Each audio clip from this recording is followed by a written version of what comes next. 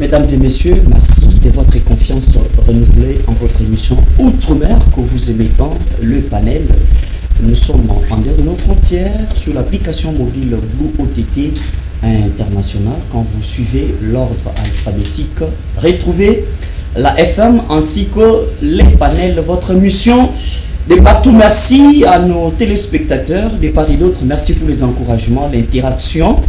Nous sommes là pour servir et s'il faut servir, on doit quand même chercher des thématiques qui touchent, des dossiers qui touchent la sensibilité de la population. Parce que nous sommes en perpétuelle mutation, nous évoluons, le monde change, l'humain développe ses capacités et le monde petit à petit nous impose un système parce qu'il y a des hommes qui réfléchissent, qui pensent à tout moment, d'où l'adaptabilité reste la règle d'or. Aujourd'hui, s'il faut parler de la société et parler du monde, il faut parler de l'éducation. L'éducation reste la clé principale pour parler d'une nation, parler d'une famille, parler d'une société, parler d'une structure. Sans éducation, en tout cas, tout est nul.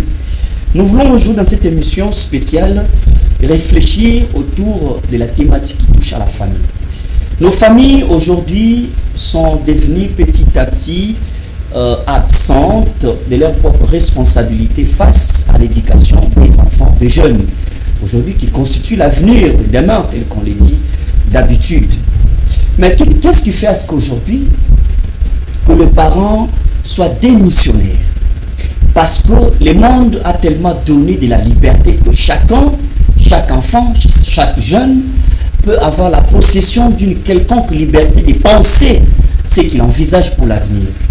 Et est-ce que cela exclut la liberté? Non, cela exclut la volonté, l'engagement des parents d'orienter par rapport à leur propre vision comment est-ce que les enfants seront demain.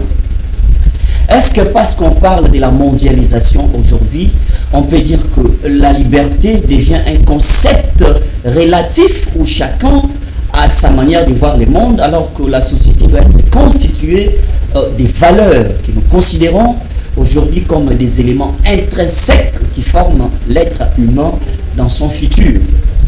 Petit à petit, les enfants grandissent d'eux-mêmes, soit grâce à l'entourage, les parents deviennent des observateurs. Pourquoi ces phénomènes alors que c'est l'avenir qui est mis en danger? Mesdames et messieurs, nous voulons réfléchir autour de ces grands dossiers plus cruciaux qui va faire à ce que nous puissions voir comment remédier à tous les risques possibles qui courent nos différentes familles. Aujourd'hui, la jeunesse est dans la perdition, la jeunesse est oubliée, la jeunesse ne se retrouve pas. Pourquoi? Parce que les parents semblent être démissionnaires. L'émission est tellement pédagogique, nous voulons quand même comprendre, vous et moi, comprendre avec l'invité qui nous a honorés, quelles sont les causes. Pourquoi nous sommes tombés plus aujourd'hui dans cet exercice de la liberté des enfants qui grandissent seuls? On parle de l'éducation diffuse. Nous voulons réfléchir avec une grande dame. Sur la scène politique, elle est connue, mais aujourd'hui, elle affiche parce qu'elle est pédagogue des formations, femme battante, leader, accompagnatrice des jeunes filles et garçons.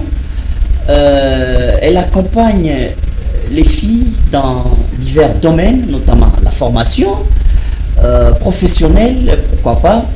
Elle est aussi consultante, ça signifie qu'elle accompagne certaines personnes sur certains domaines bien spécifiques. Elle, c'est Madame Annie Witt qui nous a honorés. Ça sera pour la deuxième fois face au panel. C'est après 2 ou 3 ans que je vous ai reçu.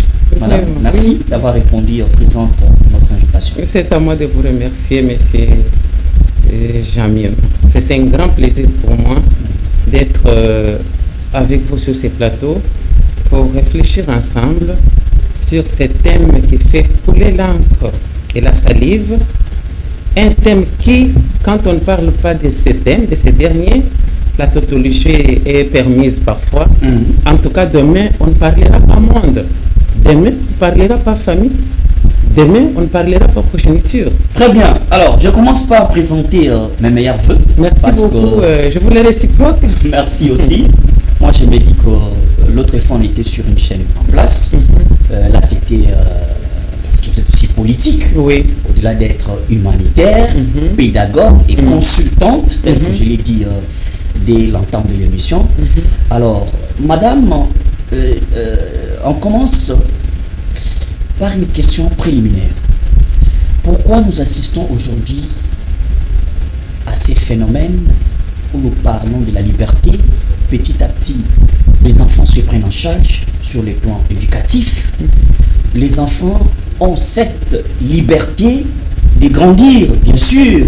Il faut découvrir le monde, mais comme si les parents, petit à petit, ne considèrent plus les enfants comme un risque permanent face à l'éducation aujourd'hui en danger. Quand vous regardez comment est-ce que vous avez vécu, quand vous regardez comment est-ce que vous avez grandi, est-ce qu'on peut parler d'une corroboration comme on dit? Est-ce qu'il y a des liens que vous ressentez que l'éducation aujourd'hui a quand même son sens? Merci beaucoup, M. Jean-Mima. Ça, c'est une question très pertinente. Et quand j'en parle, je parle de l'éducation, j'ai de la nostalgie.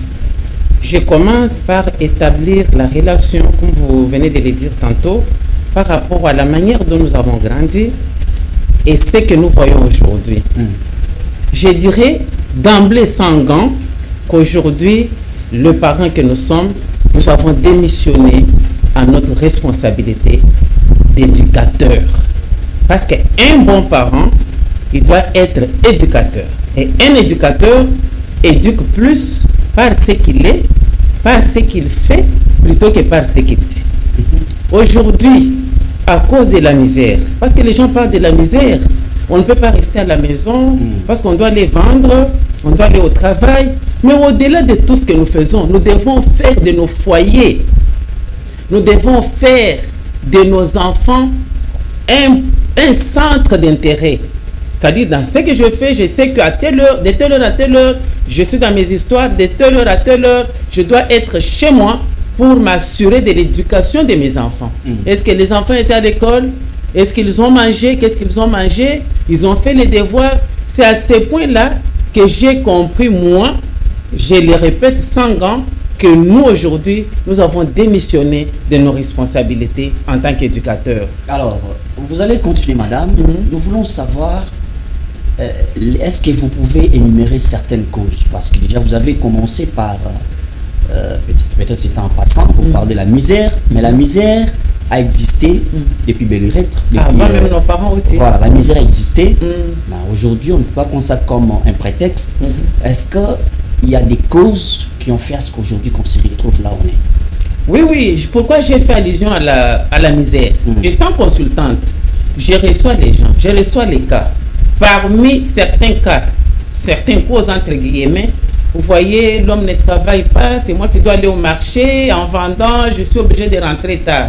C'est là où j'ai dit, malgré tout ce que nous faisons, nous devons faire de nos familles, de nos foyers, de nos enfants, un centre d'intérêt. Tout ce que nous faisons doit tourner autour de nos enfants, de nos familles et de notre foyer. La cause, ou les causes, parce qu'il y en a plusieurs, on ne saura pas tout épingler ici, c'est cette distraction-là, cette démission-là, de penser que parce que j'ai fait ça, les enfants doivent faire aussi ça. Vous comprenez? Les enfants, quand les enfants viennent au monde, ils ne nous écrivent jamais une demande de venir. C'est nous, en tant que parents, qui cherchons les enfants. Mais quand les enfants viennent, nous devons avoir une vision claire sur les enfants. Faire de nos enfants ce que nous voulons qu'ils deviennent. Aujourd'hui, si vous demandez à la plupart des parents, ils ne vous diront pas ce qu'ils veulent de leurs enfants. Ils vont vous dire, mais la Bible a dit qu'elle allait multiplier vous. Moi, je me pose la question. C'est vous seuls qui allez multiplier et remplir le monde? Point d'interrogation. L'absence de cette vision-là. Quand on a une vision, on la matérialise et on veut voyager léger. Il n'y a pas une vision, il n'y a pas un programme. Les parents ne connaissent pas que j'ai mis. Parce que nous, quand on grandissait, on est fiers. Aujourd'hui, nos parents, là où ils reposent en paix, ils sont fiers de nous. Je sais que je me dis, je vais avoir autant d'enfants. mon premier sera tel. Un garçon et une fille, avec l'aide de Dieu, on a ces enfants-là, on commence à parler à ces enfants-là de ce que nous voulons qu'ils soient. Je vais vous donner un exemple, bien que je ne parle pas la Bible ici. Vous savez, Moïse a grandi en Égypte, dans une maison d'un grand magicien, féticheur reconnu. Vous savez pourquoi Moïse a compris, et jusqu'à ce qu'il a quitté l'Égypte, il n'avait pas adoré les fétiches. Les fétiches qu'il a trouvés dans cette maison-là, c'est parce que sa mère lui disait: Moïse, mon fils, nous sommes en Égypte. Tu n'es pas égyptien, tu es hébreu. Voilà chez nous en hébreu ce qu'on fait. Chez nous en hébreu, on ne touche pas au sang. Chez nous en hébreu, un garçon ne doit pas faire ceci. Chez nous en hébreu, cette matière, ces enseignements ont pénétré l'esprit de Moïse. Moïse a grandi comme ça, jusqu'à ce qu'il a délivré. Il est parti tuer un Égyptien qui voulait faire du mal à un Israélien. Vous vous rendez compte qu'aujourd'hui, nos parents que nous sommes, on n'a pas le temps de parler avec nos enfants. Les enfants sont abandonnés sur la rue. Nous, nos parents nous disaient: vous voyez, tu es une fille. Une fille, même si tu étudies et que tu as tous les doctorats du monde, la finalité pour une fille, c'est le mariage. Et quand quelqu'un vient te marier, ça c'est le conseil de mon père, il ne viendra pas d'emblée comme ça dans la parcelle. Il va se cacher quelque part. Il va poser des questions. Est-ce que vous connaissez telle fille? Les gens vont commencer à témoigner. Imagine-toi quel est le témoignage qu'on va donner en ta personne. Tout ça, ce sont les matières que moi j'appelle l'éducation des bases. Aujourd'hui, à la base, il n'y a rien. Alors, madame, excusez que je vous coupe la parole d'emblée, parce que c'est une émission tellement pédagogique. Quand vous énumérez la cause, c'est d'abord les parents qui sont devenus des missionnaires. Ça, c'est vrai, mais il y a quelques pratiques anciennes qui ont influencé l'éducation des enfants. C'était d'abord la manière de vivre à la maison. C'est-à-dire, les enfants sont comme un moteur. Plus vous les roulez très bien, la marche sera aussi régularisée. Mais maintenant, est-ce qu'aujourd'hui, dans nos familles, est-ce que les parents, parce qu'à l'époque, on voyait tel que vous dites, aujourd'hui les parents ne mettent plus les enfants ensemble pour leur parler de la vie. Voilà. Ils se sont laissés emporter par je ne sais pas quoi dire, je ne suis pas encore parent. Mais est-ce qu'il y a encore l'ambiance familiale? Parce que les enfants ne dépendent que de ce qu'ils voient. Avant, vous savez comment est-ce que vous avez grandi.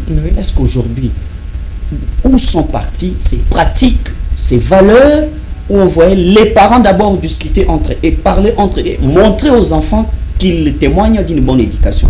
Pourquoi ces pratiques ont-elles disparu? C'est ce que je venais de dire tantôt, M. Jamima. Les parents n'ont pas fait de leurs enfants des centres d'intérêt. Ce qui les intéresse aujourd'hui, c'est aller au marché. Après le marché, ils ont une écurie. Ils doivent aller prendre une bière. Papa, après les bureaux, il va dans ses histoires. Quand ils reviennent à la maison, ils sont fatigués.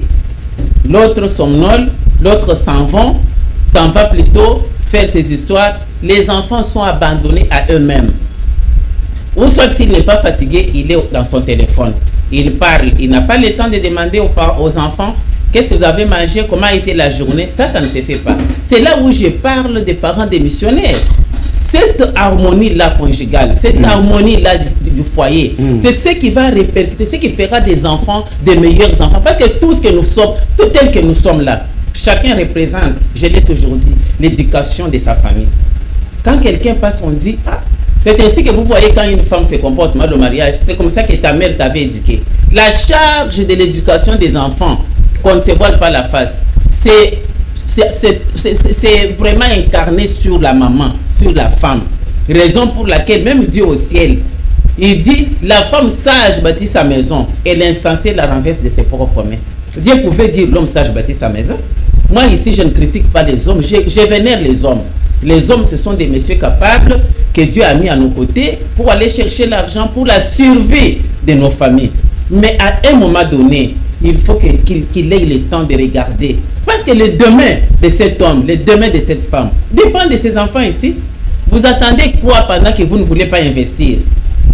Vous allez vous attendre de cueillir l'arachide là où vous n'avez pas planté? Ou bien cueillir le maïs là où vous n'avez pas planté? L'homme moissonne que ce qu'il a sémé.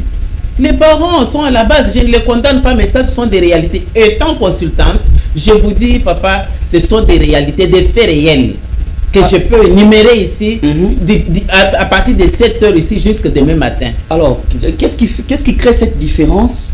Vous verrez les parents qui n'ont pas un standing quelconque de la vie à un niveau tel qu'on le veut. Ils sont peut-être au village ou bien ils vivent une vie paisible, mais une vie moyenne. Mais vous sentez que les enfants grandissent très bien avec une bonne éducation, à l'encontre ou à la différence de ceux qui sont sous les toits des parents qui ont quand même quelque chose, qui ont un standing de la vie élevé, qui ont quand même les moyens, la facilité de les éduquer facilement, envoyer à l'école. Pourquoi cette différence de voir que les enfants des parents qui ont une vie améliorée, à la différence des parents qui se battent, il y a une différence de l'éducation? C'est quoi les phénomènes? Les phénomènes, c'est la confusion. Papa, nous sommes africains. En Afrique, nous avons notre culture qui est totalement différente de la culture européenne. Les parents qui se disent élevés en standing, comme on peut le dire, ils sont en train de copier les histoires européennes, oubliant qu'en Afrique, nous avons la culture qu'ils doivent intérioriser, qu'ils doivent vulgariser. Alors, parce que c'est vraiment dangereux, hein? C'est vraiment dangereux. Raison pour laquelle vous verrez ces parents-là qui n'ont pas bien fait un travail sur leurs enfants. Il faut aller même dans leur deuil. Vous verrez que les gens qui sont dans ces deuils-là, c'est la représentation des milieux que leurs enfants fréquentent. J'incombe toujours la faute aux parents. Il n'y a pas... Il y a une forme de laxisme. Un relâchement, un complexe de supériorité, qu'on sache que c'est nous qui avons grandi en Europe, c'est nous qui avons les biens, qui avons les téléphones. Aujourd'hui, toutes ces histoires viennent après, non? Mais la famille d'abord, la famille, les foyers, la base. Nous ne devons pas nous en passer. L'enfant doit être informé. L'enfant doit être formé. Et l'enfant doit être transformé. Pourquoi on parle d'inculquer? Inculquer, c'est apprendre en répétant. C'est tout un esprit qu'on doit éduquer. Parce que quand vous parlez à l'enfant, ne pensez pas qu'il n'entend pas. L'enfant, nous avons appris qu'il faut le parler pendant qu'il est encore dans le ventre de sa mère. On parle à l'enfant. Moi, je peux témoigner d'un enfant chez moi. Pendant que j'étais en état de grossesse, j'ai tombé beaucoup plus malade. Et je suivais la musique des frères Patrice. Le foyer peut subsister. Cet enfant-là, quand il est né, même s'il pleure, il suffisait seulement d'amener la radio avec cette chanson-là, il se calme. Une connexion. Oui, cette connexion-là, c'est aujourd'hui que nous, les parents, nous ne savons pas discerner, nous ne savons pas comprendre que nous avons une lourde responsabilité. Qu'on ne se contente pas seulement d'avoir d'enfants. Vous avez combien d'enfants? J'en ai 5, j'en ai 6. Mais qu'est-ce que tu en fais? Qu'est-ce que tu en as fait? Les parents. Alors, si ce sont les parents, tels que vous dites, est-ce que ce n'est pas l'influence de la vitesse du monde qui a aujourd'hui permis ou occasionné ce laxisme des parents, la démission des parents, parce que vous savez que la puissance de la mondialisation n'épargne personne. Et on sait que à l'époque, quand nos parents, à l'époque, il y avait quand même certaines pratiques, telles qu'on a déjà énumérées, mais petit à petit, par exemple à l'église, il fallait aller en famille, mais aujourd'hui, avec la mondialisation, les enfants peuvent choisir eux-mêmes leur église, les parents peuvent aller ailleurs. Alors auparavant, c'était un peu difficile. Est-ce que la mondialisation n'a-t-elle pas dominé sur la puissance et la responsabilité des parents? Moi, je dirais que la mondialisation ne peut pas tellement, pas du tout, dominer sur les parents. Oui, parce que la découverte des histoires, l'évolution du monde, que vous n'avez pas vécu, et aujourd'hui, on vous oblige à vous adapter. Vous avez aussi une famille, non? Quand vous êtes en train de vous battre, tel que vous êtes en train de faire là, il n'y a pas les garçons de votre âge, excusez-moi de vous doiter, qui sont encore dans la maison de leurs parents. Ils sont en train de discuter la télécommande avec leurs neveux et leurs petits. Pourquoi vous avez résolu de sortir de la maison des parents, aller vous débrouiller ailleurs? C'est un problème de la base. La mondialisation, telle que nous le disons ici, c'est juste un prétexte pour justifier nos erreurs, pour justifier là où nous avons échoué. Je connais les gens, des personnes qui vivent même en Europe, mais qui ont maintenu l'africanisme, qui ont maintenu l'essence propre, l'essence vraie de l'éducation de leurs enfants. Ça, c'est un faux problème, un échappatoire. Ça n'a rien à voir. Parce que ces parents-là, ils sont en train de transmettre à leurs enfants ce qu'ils avaient appris. C'est-à-dire, quelque part, là où ils sont venus, ils ont été en crise par rapport à tel ou tel. Mais pour un parent qui est un parent responsable, qui connaît ce qu'il veut de ses enfants, il va toujours chercher à tout prix inculquer ce qu'il a appris de la maison de ses parents. Alors, inculquer pendant que chaque enfant a la possibilité, la facilité d'avoir un smartphone à la maison. Et puis, je ne vous interromps pas, M. Jean Miema. Moi, je suis chez moi, à la maison. Vous êtes mon fils. Vous allez prier dans une autre église que la mienne. Au nom de quoi? Ça ne peut pas se faire. Vraiment. Je vous dis, c'est pas de la dictature. Les enfants, ce n'est pas la dictature. Les enfants veulent grandir dans un environnement. Non, les enfants sont libres. C'est moi qui ai mis au monde ces enfants. Je les ai mis au monde dans mon église là. Et aujourd'hui, vous grandissez, vous me dites que vous ne saurez pas prier ni servir mon Dieu au prétexte de quoi? Non. Tant que vous êtes chez moi, ce n'est pas la dictature. Ça se collabore, ça s'explique et ça se vulgarise, ça se dit. Comme on dit, nous devons inculquer à nos enfants de bonnes habitudes. Quand ils vont grandir, ils ne vont pas se retourner de ça. C'est le travail que nous, les parents, nous devons faire. Alors, si quand l'enfant ne trouve pas son intérêt là où tu l'amènes, il va fuir. Mais s'il comprend, il voit son intérêt, il voit ce que vous, en tant que parent, vous faites, il ne va pas se détourner. On va parler de ce dossier de la communication parce que vous l'avez soulevé. Cette connexion entre les parents, d'ailleurs, c'est parmi les causes que vous avez soulevées, manque ou l'absence de cette connexion entre les parents et les enfants. La communication dans nos familles aujourd'hui pose problème. Pourquoi? Parce que on est plus attaché aux personnes fictives, aux personnes physiques ou réelles. Fictives, ça signifie les amis sur les réseaux sociaux, ainsi de suite. Et on a du mal à retrouver des familles aujourd'hui qui tiennent mordicus au principe d'utilisation en bon escient des smartphones dans des maisons de famille. Est-ce que quand vous regardez la prolifération, non, les grands marchés des ventes des smartphones, est-ce que sont-ils régulés comme il fallait? Est-il les marchés, est-il régulé comme il fallait? Est-ce que vous pensez qu'il faut à un moment donné interdire le téléphone? Est-ce que vous pensez qu'à un moment donné en famille, il faut dire aux enfants stop, maintenant c'est la famille? Est-ce que ça existe encore? Ça n'existe pas. Les parents ont démissionné. J'insiste, en tout cas je souligne en rouge ces mots-là, démissionner. Alors comment démissionner? Est-ce que les parents n'ont plus le pouvoir? Parce que papa et maman restent les chefs terrestres. Je ne pense pas que vous puissiez donner des injonctions aux enfants et que ces derniers rejettent. Pourquoi pas inculquer ces mentales-là? Oui, c'est à la maison, en famille. À un moment donné, pas de téléphone. On doit parler famille, on doit parler de la famille, on doit résoudre nos problèmes, nos querelles. Le téléphone à part. Est-ce qu'il n'y a pas un mécanisme, une méthode d'inculquer, tel que vous l'avez dit, ces mentales ou cette mentalité au sein de la famille? C'est possible si et seulement si les parents prennent conscience. Parce que qui doit imposer, qui doit initier cet entretien? C'est les parents. Si papa peut-être est occupé, maman doit prendre la relève. Je ne dis pas que j'ai déjà lu toute la Bible, mais pour ce que j'ai lu, c'est la femme qui a le monopole, qui a la grâce de bâtir une maison. Très capital. La maison, c'est la famille. Et la famille, moi, je souligne beaucoup plus le foyer. Parce que dans la famille, nous avons famille élargie et famille simple. Mais le foyer, on voit papa, maman et les enfants. Elle doit prendre les relèves. Ces choses sont possibles que si les enfants commencent... Tu vois, c'est là où je parle de la base. Ces enfants, depuis qu'ils sont nés, ils n'ont jamais vu papa en harmonie avec maman. Vous ne les avez jamais invités à la prière familiale. Vous allez commencer pendant qu'ils sont déjà âgés comme ça, 22 ans, 27, venez prier, ils vont dire, mais papa, mystique. Ils nous surnomment souvent. Mais il faut avoir l'habitude de commencer. J'ai dit, jadis, quand on veut avoir les enfants, on se demande d'abord, je vais avoir combien d'enfants? Et les enfants que j'aurai, c'est pour quel objectif? Qu'est-ce que je ferai de ces enfants? on est préparé. Vous voyez un peu, quand on n'est pas préparé, vous lui posez la question, jamais, mais je vois un enfant, oh c'était un accident. Est-ce que l'avenir d'un enfant au monde est un accident? Un accident où on ne voit pas de blessés, il n'y a pas de morts, mais il y a des ajouts. On appelle ça accident. Les relâchements.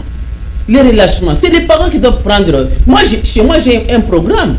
De telle heure à telle heure, les téléphones à côté, on doit être en présence de Dieu. Chaque jour avant de dormir, nous devons faire les cultes des familles. Et avant ces cultes, un parent responsable prend un verset de la Bible. Il lit, il explique. Tout ce que nous voyons ici, il n'y a rien d'étrange. Ces choses ont existé, ils existeront. Et aujourd'hui, nous en sommes là. Qu'est-ce que les parents, tes enfants vont se souvenir de quoi sur toi? C'est ce qui nous échappe. Quand l'enfant va prier dans une église, les parents dans une autre église, est-ce que vous contrôlez? Vous savez qu'il y a, je vais y arriver, les causes de cette liberté-là. Il y a aussi l'église, il y a aussi l'école et la famille d'abord. Quand l'enfant n'a pas une base, aujourd'hui je vous dis, j'aime sans m'inventer, malgré mon âge, il y a des choses que je ne peux pas faire au nom de la famille. Je me rappelle toujours de ce que mon père me disait. Je regarde mes responsabilités en face. Je dis ça, oui, mais ça, non. C'est quoi ça? C'est la conscience. La bonne alors. Et si on n'est pas conscient des rôles qu'on a à jouer, parce que les enfants, ce sont nos imitateurs. Comme je l'ai dit, un éducateur, un parent, éduque plus par ce qu'il est, par ce qu'il fait, plutôt que par ce qu'il dit. Un parent qui a le temps de se mettre, je ne condamne personne, de se mettre quelque part chaque soir, il est dans ce qu'il fait, et quand les enfants passent, ils te voient. Demain, si vous trouvez votre enfant dans ces conditions-là, vous aurez le courage de l'interdire, point d'interrogation. Un parent, c'est quelqu'un qui vit de sacrifice en sacrifice. Des sacrifices en sacrifice pour le bien-être de sa famille. Aujourd'hui, il y a des enfants qui se marient le matin et le soir ils divorcent. Quelle est l'éducation, le message qu'il avait reçu de sa mère? Allez-y, même si ça ne va pas, tu vas rentrer. Le mariage, c'est un lit d'hôpital. Moi, je reçois des gens, je reçois des choses. Vous voyez? Et si vous tombez sur une femme comme ça, vous êtes malheureux. Mais un enfant pour qui sa mère a fait des prières, a fait des sacrifices, a donné une formation, a inculqué, on se marie pour la vie. On ne peut pas se marier pour divorcer.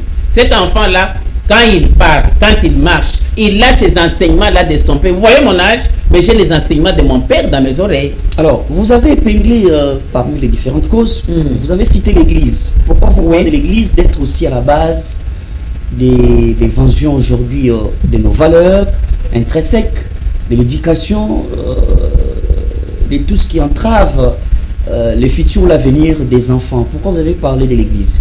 L'église, je suis entré par l'église pour vous signifier que au moment où un enfant commence à fréquenter une autre église qui est celle de ses parents, il y a un danger. Parce que dans cette église, je ne maîtrise pas les enseignements qui sont donnés là-bas.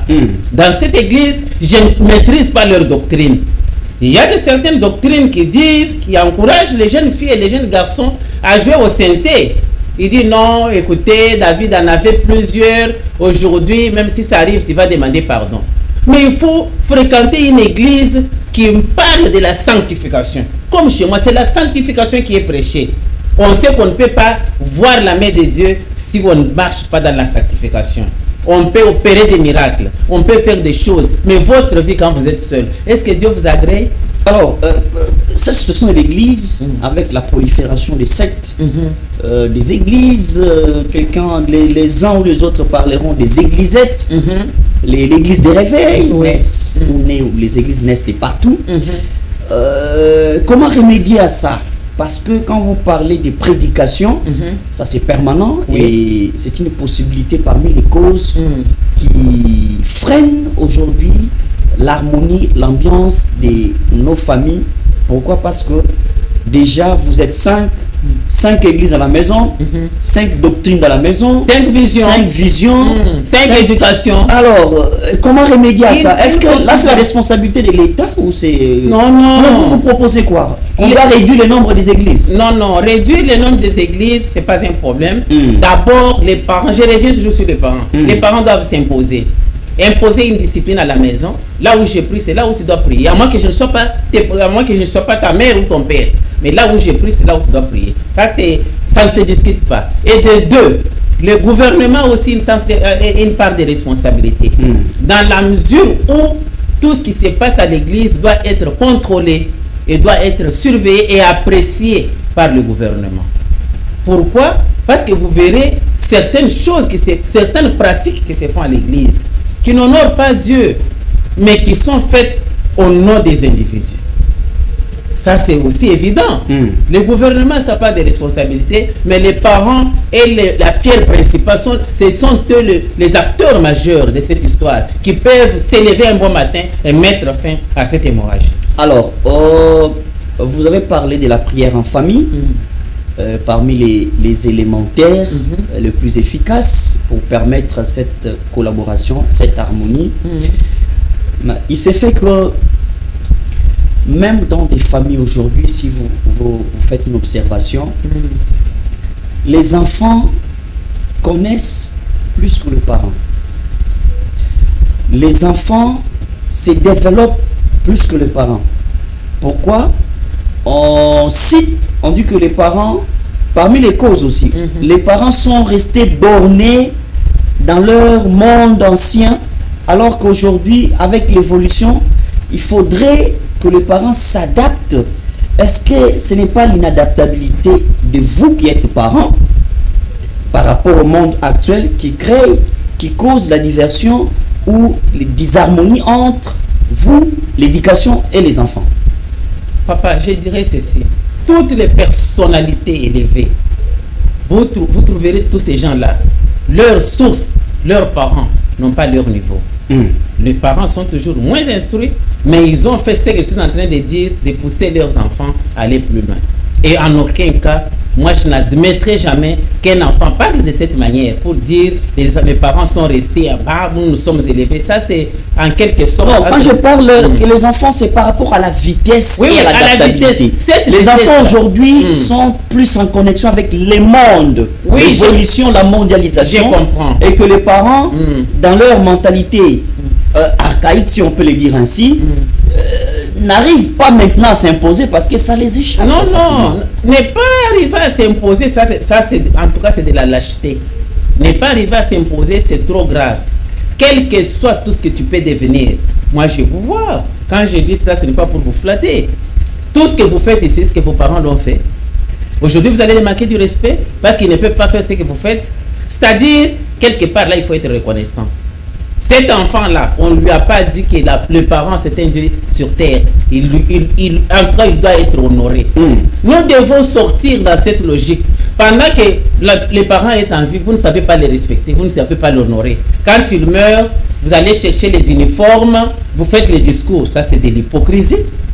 Ça, c'est de l'hypocrisie. L'enfant reste enfant. On peut avoir 100 ans et les parents à 150. On dira toujours, vous voyez Jean Miem, c'est l'enfant de papa Miem.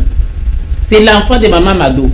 Vous êtes toujours l'enfant, quel que soit votre âge. Et c'est à vous, en tant que parent, en tant qu'enfant, de reconnaître cette couverture-là. Que si je suis ce que je suis aujourd'hui, c'est grâce à ces personnes. Malgré leur niveau, ils m'ont rendu ce que je suis. Alors, comment rendre possible, parce que il y a un mystère. Les mystères, c'est parce que nous parlons à tout moment de la modernité.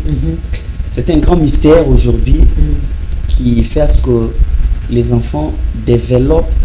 Avant d'y arriver, je m'excuse, je risque d'oublier. Vous savez, les enfants, on doit toujours les orienter. Imaginez-vous un enfant qui marche à 4 pattes. Quand vous avez mis les bras zéro là-bas, il va se diriger pour aller toucher la casserole, être curieux de connaître qu'est-ce qui se passe de l'autre côté. Si vous n'êtes pas là, il va se brûler.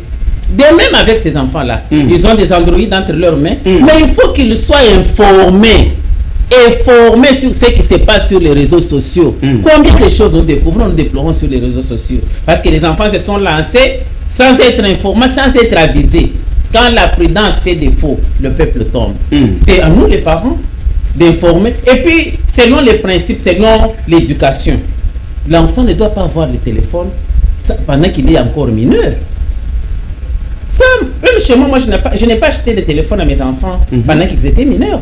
C'est quand l'enfant m'a donné le diplôme d'État, j'ai dit maintenant il a droit au téléphone parce qu'il a besoin de faire les TP. Mais aujourd'hui, les enfants, même d'être en communication avec les ou 5e des humanités. Non, ça c'est du n'importe quoi. C'est la lâcheté des iPhones. Non, c'est la lâcheté. Et la plupart de ces iPhones-là, les parents se réveillent un bon matin, ils constatent que sa fille, son fils a un téléphone qu'il n'a pas acheté. Il a le courage de lui dire, papa, oui bien, pas le temps de lui demander, mais ça vient d'où? Ça c'est avoir des missionnaires, c'est responsabilité. Alors, qu'est-ce qu'il faut initier? Nous parlons maintenant des propositions. Qu'est-ce qu'il faut initier dans des églises, dans des écoles, mutualités, mouvements associatifs, dans des familles, les mutualités? Qu'est-ce qu'il faut initier? Vous êtes encadreuse, vous êtes accompagnatrice. Qu'est-ce qu'il faut mettre en place comme une méthode ou les différentes formations qui doivent lutter contre cette invention petit à petit qui amène la société à une perdition, à une disparition? Parce qu'on peut bel et bien être là vivant, mais vous n'êtes pas dans une société parce que la société elle-même n'incarne plus les valeurs. Qu'est-ce qu'il faut mettre en place? Comment est-ce que les églises, les associations peuvent travailler? Vous qui accompagnez les associations, vous qui accompagnez les jeunes filles, mères, ainsi de suite, les jeunes garçons, qu'est-ce qu'il faut mettre en place pour lutter contre ou mettre comme un garde-fou contre ces phénomènes qui emportent facilement les disharmonies ou l'harmonie de l'éducation des enfants? Merci beaucoup. J'ai dit d'emblée que les mécanismes qu'il faut mettre d'abord en famille, initier les dialogues, votre culture. Aujourd'hui, je suis désolé de constater que l'enfant ne connaît même pas ses origines. C'est devenu relatif et normal. Vous voyez relativisé. Vous voyez un enfant qui vous dit non, nous sommes des Balouba. Tu vois chez le président Fachi, et nous sommes des là. Vous êtes des là parce qu'il y a plusieurs tribus, il y a plusieurs ethnies. L'enfant doit connaître ses origines. Non, il y a certains enseignements, des bases que nos parents ne donnent plus, ne savent plus transmettre aux enfants. Et comme ils ne sont pas en mesure de transmettre ces enseignements à leurs enfants, ils vont découvrir maintenant en dehors de la maison. Parce qu'à la maison, si les parents ont déjà vu, a déjà dit à sa fille, je donne un exemple. Vous savez, chez nous en Afrique, quand on vient marier une fille, on doit s'assurer que la fille est vierge. Et si elle n'est pas vierge, c'est une malédiction. Il faut faire tout pour garder. Ça, mon père me le disait, la chèvre de virginité sans gants. Parce qu'on va faire ce suivi. Quand la fille apprend ça, elle doit travailler en fonction de ça pour, faire plaisir à son père et pour faire pleurer à Dieu. Nous connaissons des villes dans la Bible qui ont été détruites parce qu'on avait déviergé leurs sœurs. Et ces enseignements-là sont allés où? Les parents ne les donnent pas. Les parents ne sont pas disponibles. Parce qu'il y a un conflit entre papa et maman, le tout retombe sur les enfants. Vous entrez dans la maison, vous vous demandez, mais ça c'est un jungle ou bien c'est un foyer? Or, moi j'ai toujours dit, le mariage c'est un lieu de repos. Quand on est chez soi, on doit sentir qu'on est chez soi parce qu'on ne peut pas être à l'aise en dehors de chez soi. Les parents doivent d'abord créer une harmonie entre eux. C'est cette harmonie-là automatiquement qu'ils vont transmettre aux enfants.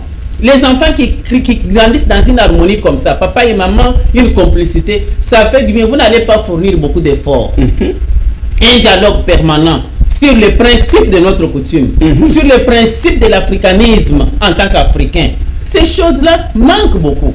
Et des deux, choisir une église que les enfants doivent fréquenter. Une église où vous êtes rassurés que là il y a la bonne doctrine. La meilleure doctrine et l'unique, c'est celle du Seigneur Jésus-Christ, comme Seigneur et Sauveur. Marcher dans la crainte de Dieu. On est dans un pays laïque. Oui, un pays laïque, oui. Il y a aussi de ceux-là, pour admettre les laïcités, qui ne confessent pas Christ comme tel. Mais vous voyez qu'ils ont des bases solides, les principes de la vie. Un enfant ne peut pas... Aujourd'hui, on a même difficile à discerner quelle est la femme mariée, quelle est la célibataire. L'accoutrement. Or, à l'époque en Israël, il y avait un accoutrement approprié pour des femmes libres. Quand on regarde, on sait que c'est une... Mais aujourd'hui, on ne sait pas comprendre. Qu'est-ce qui se passe? Tout ça, c'est quoi? La base. La base a échoué. Quand vous vous rassurez de l'église où l'enfant doit fréquenter, de préférence la meilleure, parce que c'est là où je suis convaincu que c'est une bonne doctrine. Et de 3, l'école. Je suis très déçu. Là, je parle en tant que pédagogue, mais c'est Jean Mima. Il y a certaines écoles qui, depuis qu'elles fonctionnent plutôt, il n'y a jamais eu de réunions des parents. Or, l'école, c'est la continuité de l'éducation en famille.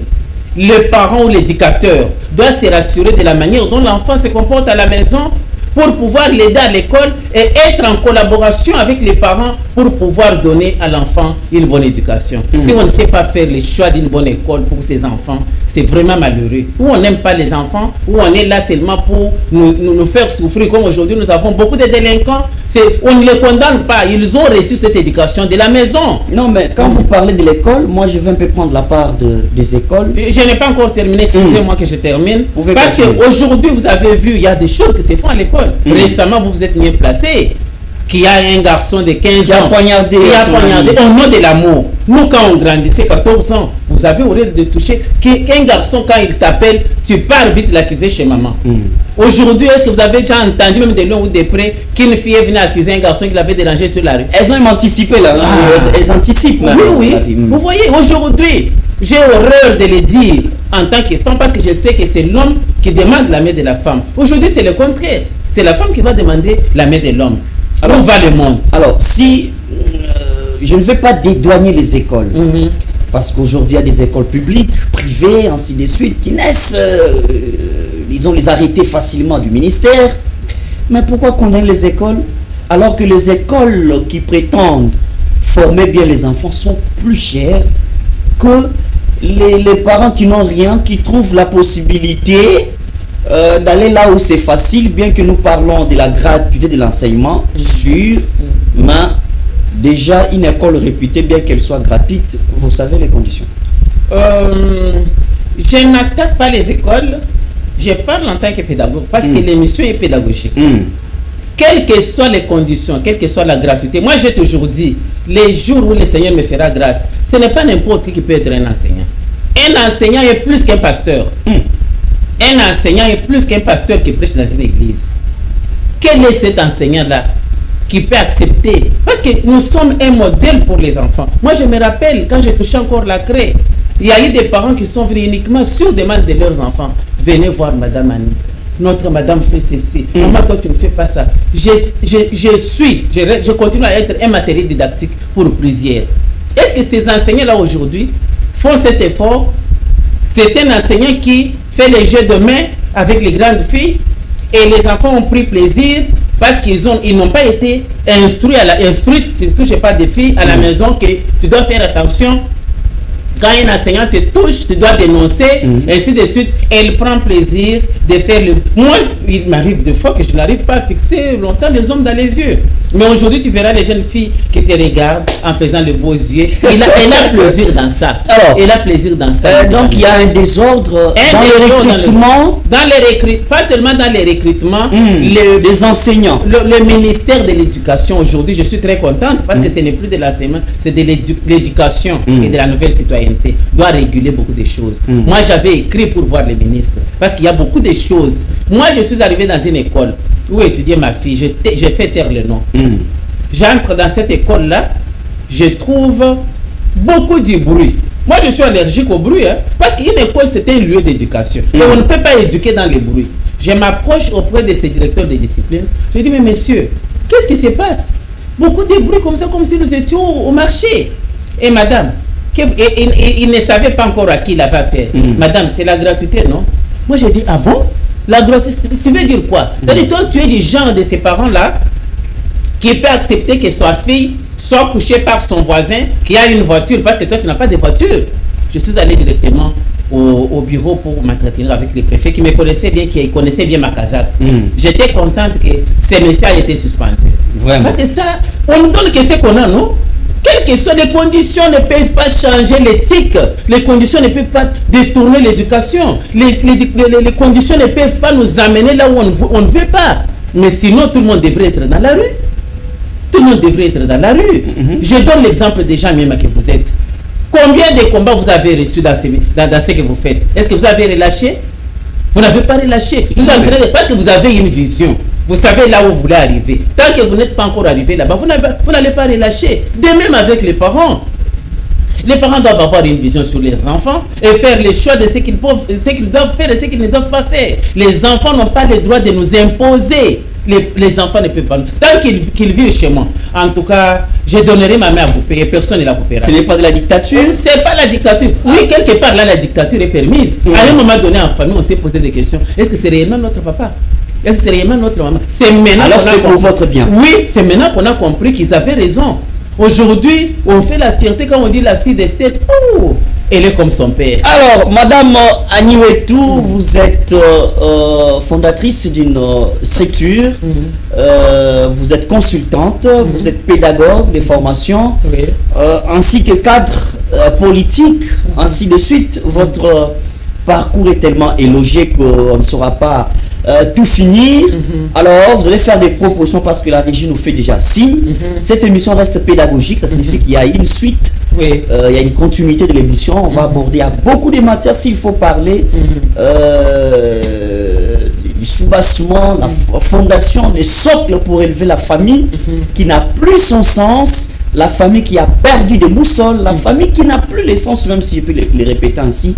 Quand on parle de la famille, on voit de l'amour, on voit de l'ambiance, on voit de la prière, tout ce qui avait trait aux valeurs s'est retrouvé dans la famille. Mais aujourd'hui, nul, tout est devenu à terre. Vous pouvez faire la conclusion, finir en termes de propositions et on termine l'émission. D'ailleurs, moi, je vous rappelle ce que vous avez dit pour créer l'harmonie.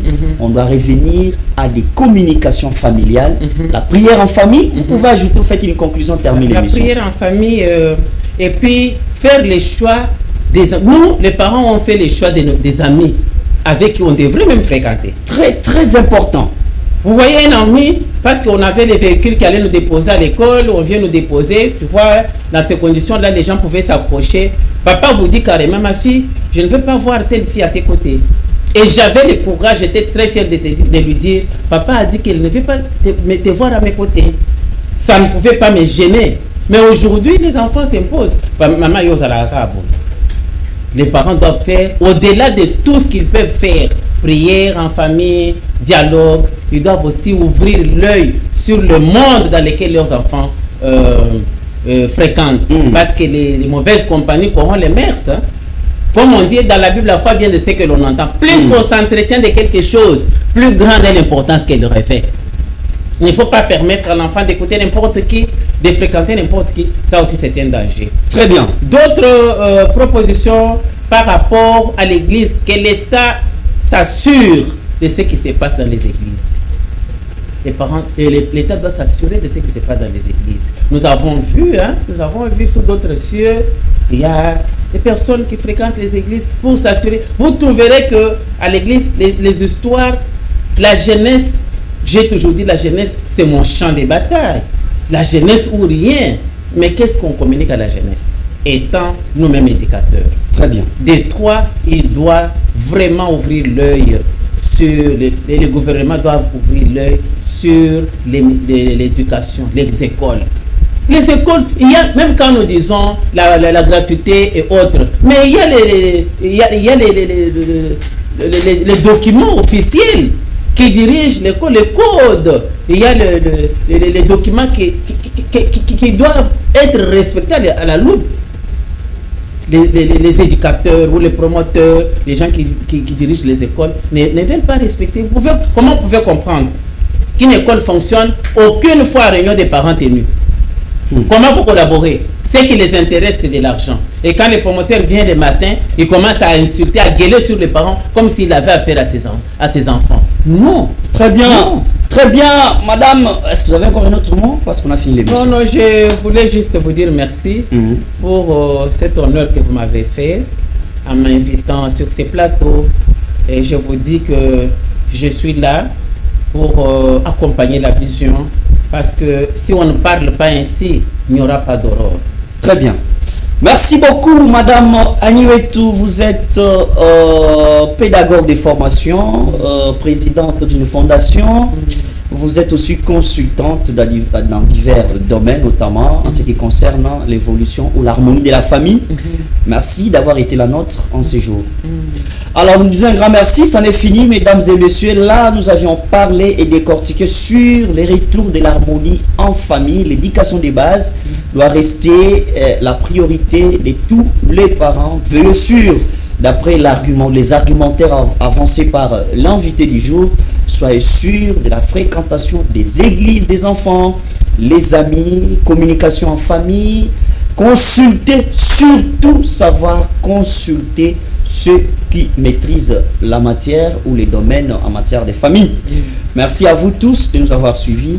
Merci à l'équipe technique de la FM de nous avoir accompagnés. Merci aux téléspectateurs de Brazzaville qui continuent à consommer les panels et nous écrivent. Nous vous disons que nous restons le même, mais en même temps, les panels cherchent à adapter certaines émissions ou certaines manières de présenter les émissions parce que nous devons veiller à la société, à l'avenir de demain. Moi, j'ai dit, on se retrouve très prochainement avec ce même plaisir et nous aurons encore Madame Annie parce que la pédagogie est continuelle tant que l'homme évolue, tant que l'homme est en pérégrination. Alors, il faut veiller sur lui. Merci, madame, d'avoir répondu. C'est à moi de vous remercier, monsieur Jamil. On se retrouve très prochainement. Merci.